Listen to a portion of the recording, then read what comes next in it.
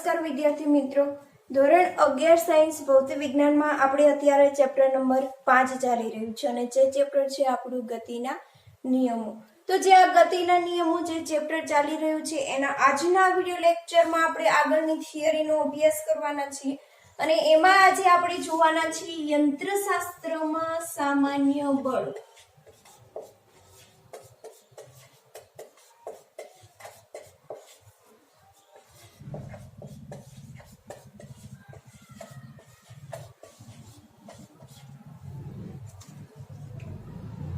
तो आज बात करशु यंत्रशास्त्र में सामान्य बळो विषे।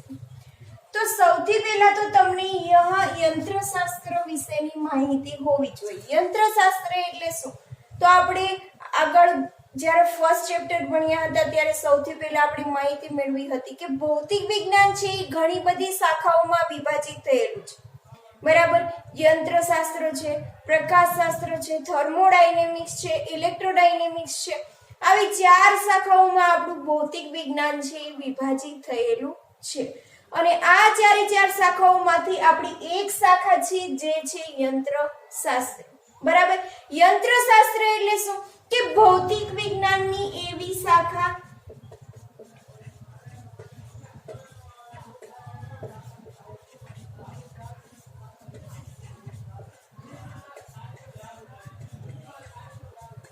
કે જેમાં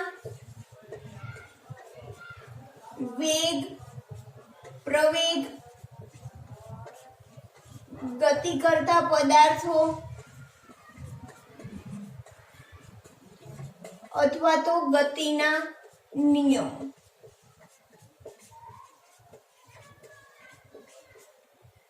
તો વેગ, પ્રવેગ, ગતિ કરતા પદાર્થો અથવા ગતિના નિયમોનો અભ્યાસ કરતી શાખા, જેને આપણે શું કહેશું? યંત્રશાસ્ત્ર અથવા તો એને ઇંગ્લિશમાં કહેવામાં આવે છે મિકેનિક્સ।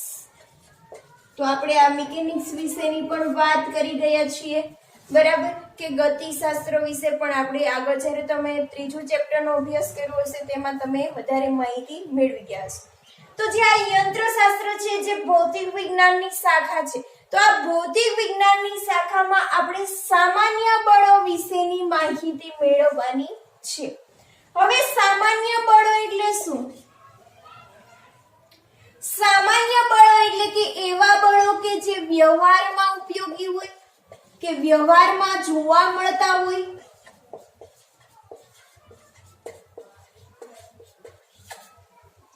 અથવા તો નરી આંખે જોઈ શકતા હોય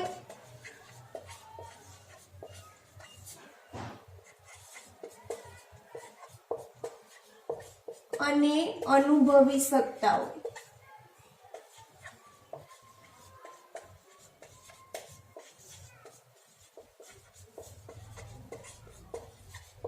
એવા બળોને આપણે શું કહેશું? સામાન્ય બળો કહેશું। સામાન્ય બળો એટલે કે જે વ્યવહારમાં આપણને જોવા મળે છે, કે વ્યવહારમાં ઉપયોગી છે, જેને આપણે જોઈ શકીએ છીએ, જેને આપણે અનુભવી શકીએ છીએ, એવા બળોને શું કહેશું? સામાન્ય બળો। તો અસામાન્ય બળો કોને કહેવાય? કે એવા બળો કે જે આપણે નરી આંખે જોઈ શકતા નથી, અનુભવી શકતા નથી, તો એવા બળોને આપણે અસામાન્ય બળો કહેશું। તો આજના વિડિયો લેક્ચરમાં આપણે એ જ વાત કરવાની છે કે યંત્રશાસ્ત્રમાં સામાન્ય બળો, કે જેટલા પણ સામાન્ય બળોનો સમાવેશ થાય છે એટલા બળોનો આપણે અભ્યાસ કરવાનો છે। બરાબર, તો આપણે ખબર છે કે યંત્રશાસ્ત્રમાં જે પણ કાંઈ બળો છે, જે પણ કાંઈ બળો લાગી રહ્યા છે એ બળોને મુખ્યત્વે બે ભાગમાં વિભાજિત કરવામાં આવ્યા છે।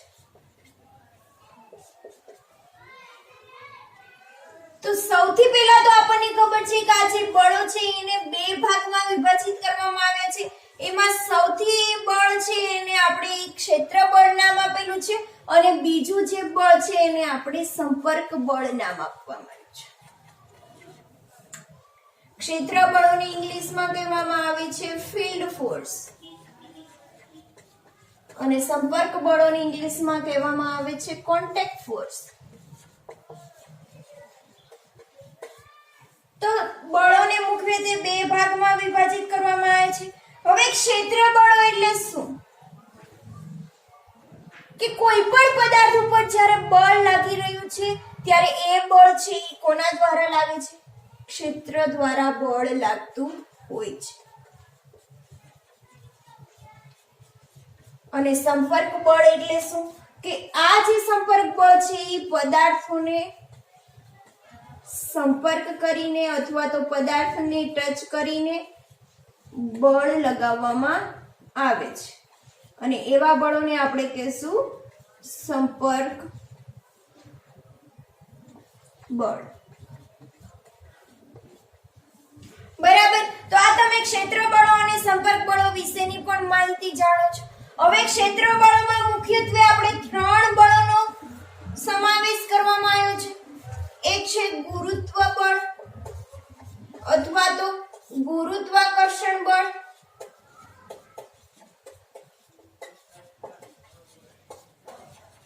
તો ગુરુત્વાકર્ષણ બળ એટલે શું?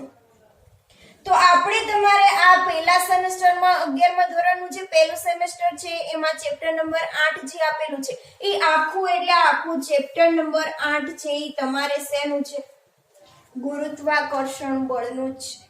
આ ઉપરાંત તમે ચેપ્ટર 1 માં પણ ગુરુત્વાકર્ષણ બળ વિશેની થોડીક માહિતી મેળવી ગયા છો. બરાબર.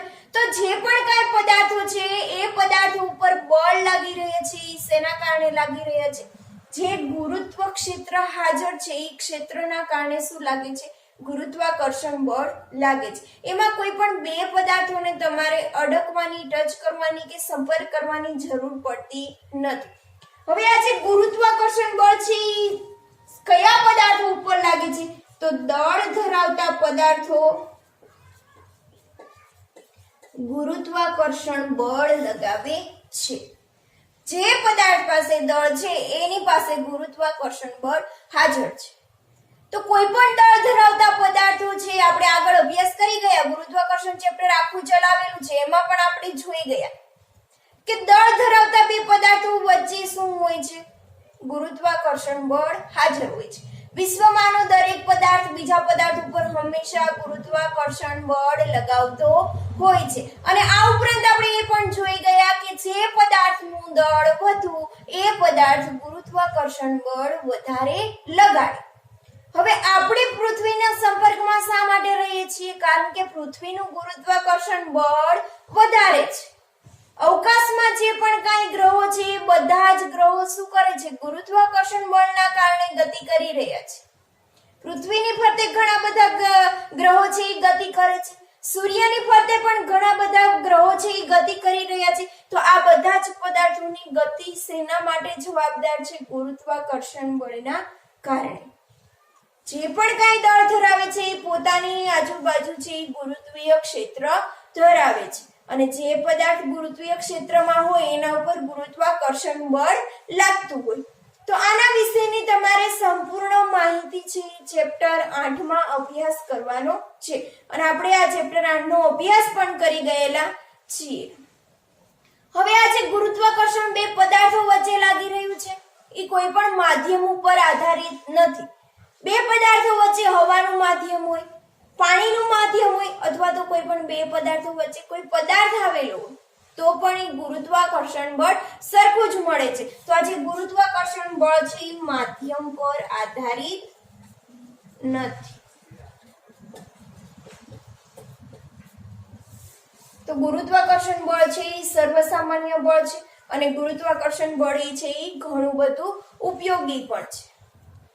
તો ક્ષેત્ર બળોમાં ગુરુત્વાકર્ષણ બળ છે જે આપણે જોઈ શકીએ છીએ, અનુભવી શકીએ છીએ અને વ્યવહારમાં ઉપયોગી છે. તો આપણે એને સામાન્ય બળોમાં અભ્યાસ સમાવેશ કરીશું. હવે આ ઉપરાંત ક્ષેત્ર બળોમાં એક બીજું બળ પણ છે જેને આપણે કહીશું વિદ્યુતીય બળ. તો આ વિદ્યુતીય બળ છે વિદ્યુતીય ભારો વચ્ચે લાગતું હોય છે. કોઈ પણ પદાર્થ છે, કોઈ પણ પદાર્થ હંમેશા ઇલેક્ટ્રોન, પ્રોટોન અને ન્યુટ્રોનનો બનેલો હોય છે તે આપણને ખબર છે. અને આ જે ઇલેક્ટ્રોન, પ્રોટોન અને ન્યુટ્રોન છે એ શું છે? વિદ્યુતીય ભાર છે અને એના કારણે શું લાગતું હોય છે? વિદ્યુતીય બળ લાગતું હોય છે અને એના પછી છે ચુંબકીય બળ. તો આ જે ગુરુત્વાકર્ષણ બળ છે, વિદ્યુતીય બળ છે, ચુંબકીય બળ છે, ત્રણે ત્રણ ક્ષેત્ર બળોનો સમાવેશ સામાન્ય બળોમાં કરવામાં આવ્યો છે. આ વિદ્યુતીય બળ અને ચુંબકીય બળ છે એનો તમે 12th માં ડિટેલમાં અભ્યાસ કરશો. પહેલું ચેપ્ટર છે તમારે આપેલું છે વિદ્યુતીય ક્ષેત્ર અને વિદ્યુતીય ભારવાળું, તે આખું તમારું વિદ્યુતીય બળ ઉપર જ આધારિત છે. એના પછી તમારે ચુંબકીય બળ, એ પણ 12th માં તમારે આખું ચેપ્ટર આપેલું છે, તો એનો તમે ડિટેલમાં 12th માં અભ્યાસ કરશો. બરાબર, તો એનો સમાવેશ પણ સામાન્ય બળોમાં કરવામાં આવેલો છે. તો ક્ષેત્ર બળોની આપણે વાત કરી ગયા. હવે આપણે જોવાના છીએ સંપર્ક બળો વિશેની વાત કરશું. તો સંપર્ક બળોમાં સૌથી પહેલા આવે છે વચન બળ. આપણને ખબર છે કે કોઈ પણ પદાર્થ છે, કોઈ પણ પદાર્થ સપાટીની ઉપર પડેલો હોય છે, એટલે એ સપાટી ઉપરની સપાટી દ્વારા એના ઉપર હંમેશા શું લાગતું હોય છે? વજન બળ લાગતું હોય છે. કે આ પદાર્થ છે એ પૃથ્વીની સપાટી ઉપર છે, તો આ પૃથ્વી દ્વારા એ સપાટી ઉપર શું લાગતું હોય છે? ગુરુત્વાકર્ષણ બળ લાગે છે અને પદાર્થને પોતાની તરફ ખેંચે છે. તો આ વજન બળ છે એ હંમેશા પદાર્થ ઉપર હાજર હોય છે અને એ કેવું છે? સંપર્ક બળ છે, કે સંપર્ક દ્વારા જ લાગતું હોય છે. તો સંપર્ક બળોના સામાન્ય બળોમાં એક આપણે વજન બળ છે. એના ઉપરાંત આપણે એ જાણીએ છીએ કે આ પદાર્થ છે કોઈ પણ સપાટી ઉપર પડેલો હોય છે, એના ઉપર વજન બળ લાગે છે. તો માની લો કે આ સપાટી ઉપર જે પદાર્થ પડેલો છે એ જેટલા મૂલ્યનું એના ઉપર ગુરુત્વાકર્ષણ બળ લાગશે, એટલા જ મૂલ્યનું વિરુદ્ધ દિશામાં એ પદાર્થ ઉપર શું લાગશે? નોર્મલ ફોર્સ અથવા તો રિએક્શન ફોર્સ. નોર્મલ ફોર્સ એટલે કે લંબ બળ અને રિએક્શન ફોર્સ એટલે કે પ્રતિક્રિયા બળ, જેને આપણે n વડે પણ દર્શાવી શકીએ અને r વડે પણ દર્શાવી શકીએ. બરાબર, અને આ બંને બળોના મૂલ્ય સમાન, પરસ્પર વિરુદ્ધ દિશામાં, એટલે એની અસર શું થશે? નાબૂદ. અને આ પદાર્થ છે એ હંમેશા સ્થિર રહેશે, કે જે આપણે ન્યૂટનના ગતિના પહેલા નિયમમાં અભ્યાસ કરી ગયા કે જ્યાં સુધી પદાર્થ ઉપર કોઈ પણ બાહ્ય બળ લાગતું નથી, એટલે કે F બરાબર 0 છે, તો એ પદાર્થ શું રહેશે? સ્થિર અવસ્થામાં રહેશે. તો પદાર્થ ઉપર જેટલું વજન બળ લાગે છે એની વિરુદ્ધ દિશામાં હંમેશા લંબ બળ હાજર જ હોય છે, લંબ બળ લાગતું જ હોય છે. તો આ જે લંબ બળ છે એ પણ કેવું છે? સંપર્ક બળ છે. અને વજન બળ છે એ પણ કેવું છે? સંપર્ક બળ છે. બરાબર, તો સંપર્ક બળોમાં એક છે વજન બળ, બીજું છે લંબ બળ. હવે એના પછી આપણે કોઈ પણ પ્રવાહીની વાત કરીએ તો પ્રવાહીમાં હંમેશા શ્યાનતા બળ હાજર હોય છે. શ્યાનતા બળ એટલે શું? કે માની લો કે તમારી પાસે એક લચ્છીનો ગ્લાસ છે અને એક તમારી પાસે છાશનો ગ્લાસ છે. હવે છે તમારી પાસે લસ્સીનો ગ્લાસ છે અને છાશનો ગ્લાસ છે, બંનેમાં તમે ચમચી વડે શું કરો છો? લસ્સીને પણ હલાવો છો અને છાશને પણ હલાવો છો. તો હવે એમાં તમારે બળ સૌથી વધારે શેમાં વાપરવું પડશે? તો જ્યારે તમે લસ્સી હલાવતા હોય છો ત્યારે તમારે ચમચીને વધારે બળ આપવું પડે છે, જ્યારે છાશને તમે હલાવતા હોય છો ત્યારે શું કરવું પડે છે? ઓછું બળ આપવું પડે છે. કેમ? શ્યાનતા બળ હાજર હોય છે. જેમ ઘટ પ્રવાહી એમ તમારે શ્યાનતા બળ વધારે, અને જેમ આછું પ્રવાહી એમ શ્યાનતા બળ ઓછું. કે તમે ચમચીથી જે પણ બળ આપી રહ્યા છો એની વિરુદ્ધ દિશામાં શું લાગી રહ્યું હોય છે? શ્યાનતા બળ લાગી રહ્યું હોય છે. તો પ્રવાહીમાં જે પણ કાંઈ બળ લાગી રહ્યું છે તે બળને શ્યાનતા બળ કહેવામાં આવે છે. હવે એના પછી આપણે વાત કરીએ ચોથા બળની. તો આ શ્યાનતા બળ છે એ પણ કેવું થયું? જો સંપર્ક બળ જ થયું. ચમચી દ્વારા જે પ્રવાહી અને ચમચી બંને કેવા હોય છે? કોન્ટેક્ટમાં હોય છે, અને કોન્ટેક્ટમાં હોવાના કારણે એવા બળને આપણે કહીશું શ્યાનતા બળ. અને આ શ્યાનતા બળનો પણ તમારે અભ્યાસ સેમેસ્ટર 2 માં ડિટેલમાં કરવાનો છે. એના પછી આપણે વાત કરીએ કે માની લો કે આ સપાટી ઉપર જે પદાર્થ પડેલો છે એના ઉપર વિરુદ્ધ દિશામાં બંને બળો લાગી રહ્યા છે, એના કારણે પદાર્થ સ્થિર છે. હવે માની લો કે આ જે પદાર્થ છે એ પદાર્થ ઉપર કોઈ પણ બાહ્ય બળ આપવામાં આવે છે. પદાર્થને સમાંતર સ્થિતિમાં આપણે કોઈ પણ બાહ્ય બળ આપીએ છીએ, તો પદાર્થ ઉપરને બાહ્ય બળ આપવાથી પદાર્થ શું કરશે કે એની વિરુદ્ધ દિશામાં હંમેશા ઘર્ષણ બળ હાજર હોય છે. પદાર્થને તમે બાહ્ય બળ આપો છો, જો આ પદાર્થને બાહ્ય બળ પૂરતું હશે તો આ પદાર્થ છે એ શું કરશે, ગતિ કરશે. જો તમે બાહ્ય બળ છે આપેલું છે એ પદાર્થ માટે પૂરતું નહીં હોય તો પદાર્થ છે એ સ્થિર રહેશે. આવું શા માટે થયું હશે કે તમે બહારથી જેટલું પણ બાહ્ય બળ આપી રહ્યા છો, સામે વિરુદ્ધ દિશામાં બે સપાટી છે એ સંપર્કમાં છે અને ઘર્ષણ બળ લાગી રહ્યું છે. જેટલું બહારથી બાહ્ય બળ આપવામાં આવશે સામે એટલું જ ઘર્ષણ બળ લાગી રહ્યું છે. એક સમય એવો આવશે કે જે તમે બાહ્ય બળ આપ્યું છે ઘર્ષણ બળ કરતા વધી જશે, મહત્તમ સ્થિત ઘર્ષણ બળ કરતા બાહ્ય બળ વધી જશે અને એના કારણે પદાર્થ છે એ શું કરશે, ગતિ કરશે. તો અહીંયા એક ઘર્ષણ બળ પણ હાજર છે, તો એનો ઘર્ષણ બળનો પણ આપણે આગળ ડિટેલમાં અભ્યાસ કરવાનો છે. પદાર્થ ઉપર બળ લગાવવાથી આ પદાર્થને અવરોધે તેવું ઘર્ષણ બળ હાજર હોય છે, બરાબર. તો એનો પણ આપણે આના પછીના વિડિયો લેક્ચરમાં ડિટેલમાં અભ્યાસ કરવાનો છે. હવે માની લો કે એના પછી ઘર્ષણ બળ એ પણ સંપર્ક બળમાં સમાવેશ થાય છે. હવે એના પછી પાંચમા બળની વાત કરીએ તો કોઈ પણ સ્પ્રિંગ આપેલી છે, બરાબર, કે આ સ્પ્રિંગ તમને આપેલી છે, આપણે એને કહી દઈશું પુનઃસ્થાપક બળ. તો કોઈ પણ સ્પ્રિંગ આપેલી છે એ સ્પ્રિંગ અત્યારે આ કેવી છે, નોર્મલ સ્થિતિમાં છે, કે એની મેં નોર્મલ સ્થિતિ સ્પ્રિંગ ટીંગાડેલી છે એ તમને બતાવેલી છે. હવે માની લો કે આ સ્પ્રિંગ ઉપર શું કરવામાં આવે છે, કોઈ પણ એક m દળનો પદાર્થ લગાવવામાં આવે છે. તો જ્યારે આ m દળનો પદાર્થ લગાવીશું ત્યારે આ પદાર્થ ઉપર શું લાગશે, નીચેની બાજુએ mg જેટલું વજન હોય છે. હવે જે આ વજન બળ આપણે નીચેની બાજુએ લાગી રહ્યું હોય છે તો એના કારણે જે આપણે વજન લટકાવેલું છે એના કારણે સ્પ્રિંગ છે એ શું થશે, લંબાઈમાં વધારો થશે અને લંબાઈમાં જે વધારો થઈ રહ્યો છે તે આ બાજુએ થઈ રહ્યો છે અને એને આપણે નામ આપીશું x, બરાબર. તો આ જેટલો પણ લંબાઈમાં વધારો થઈ રહ્યો છે એના કારણે સ્પ્રિંગ છે એ સ્થિતિસ્થાપકતાનો ગુણધર્મ ધરાવતી હોવાના કારણે સ્પ્રિંગ છે એ શું કરશે, પોતાની સિચ્યુએશનમાં પાછી આવવાની ટ્રાય કરશે અને જેટલું પણ એનું સ્થાનાંતર થયું છે એટલા જ મૂલ્યનું સામે વિરુદ્ધ દિશામાં શું લાગતું હોય છે, પુનઃસ્થાપક બળ લાગતું હોય છે. તો આ જે પુનઃસ્થાપક બળ જે F લાગી રહ્યું છે એ શેના સમપ્રમાણમાં છે, સ્પ્રિંગની લંબાઈમાં જે વધારો થઈ રહ્યો છે, જેટલું પણ સ્થાનાંતર થઈ રહ્યું છે એના સમપ્રમાણમાં છે. હવે વચ્ચે અચળાંકની નિશાની દૂર કરીએ એટલે શું થાય, F બરાબર kx. આ kx ને શું કહીશું, પુનઃસ્થાપક અચળાંક.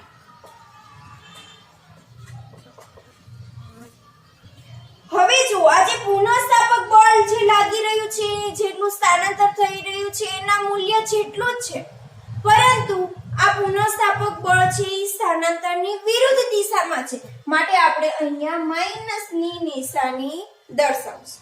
આ ઉપરાંત માની લો કે તમે સ્પ્રિંગને દબાવી રહ્યા છો, સ્પ્રિંગને ઉપરની બાજુએ દબાવશો તો આવી રીતે સ્પ્રિંગ છે એ ઉપરની બાજુએ દબાશે.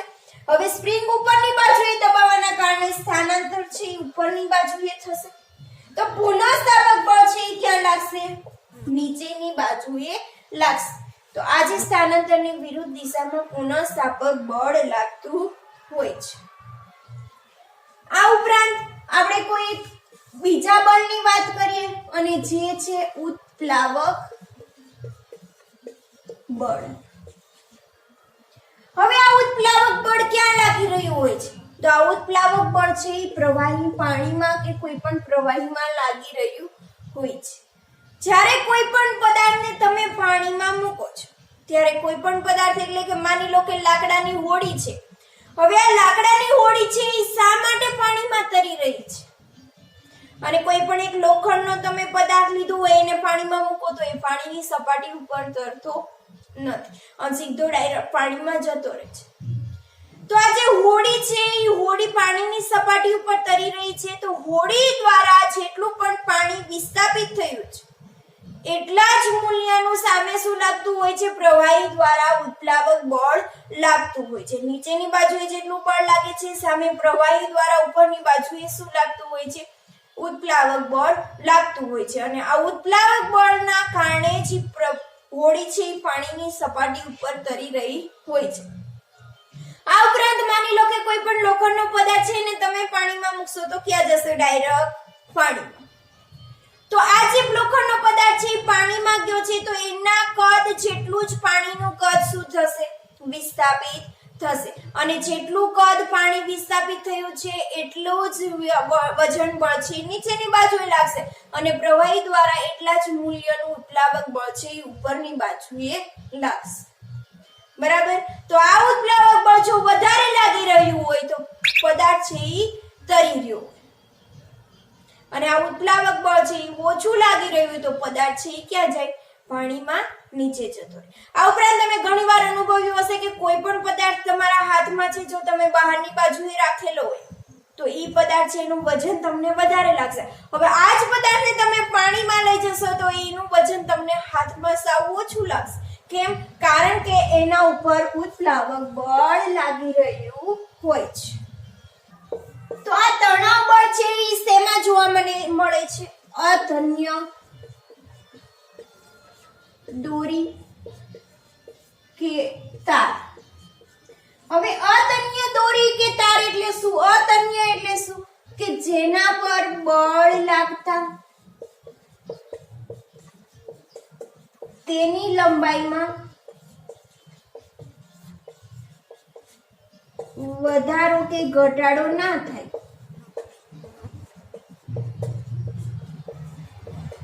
તેને શું કહેવાય? અતન્ય દોરી કે તાર. તો આવો કોઈ પણ એક અતન્ય દોરી છે આપણી પાસે અને એની જોડે આપણે કોઈ પણ એમદાળનો પદાર્થ લગાવ્યો છે તો આપણને ખબર છે કે આ પદાર્થ ઉપર શું લાગશે? વજન બળ લાગશે જેનું મૂલ્ય છે mg છે. તો આ જેટલા મૂલ્યનું વજન બળ નીચેની બાજુએ લાગી રહ્યું છે સામે દોરીમાં એટલા જ મૂલ્યનું શું ઉત્પન્ન થશે? તણાવ બળ ઉત્પન્ન થશે. અને આ તણાવ બળ છે અતન્ય પદાર્થોમાં ઉત્પન્ન થાય કે જેને આપણે ખેંચતા લંબાઈમાં વધારો કે ઘટાડો ના થાય. તો આવું તણાવ બળ છે એ પણ શું છે? સંપર્ક બળ છે અને જેનો સમાવેશ પણ સામાન્ય બળોમાં કરવામાં આવ્યો છે અને જેની આપણે ડિટેલમાં માહિતી પણ મેળવીશું. તેનો આપણે સામાન્ય બળોમાં સમાવેશ કરી શકીએ છીએ જેને આપણે વ્યવહારમાં ઉપયોગી શકીએ છીએ, અનુભવી શકીએ છીએ. એવા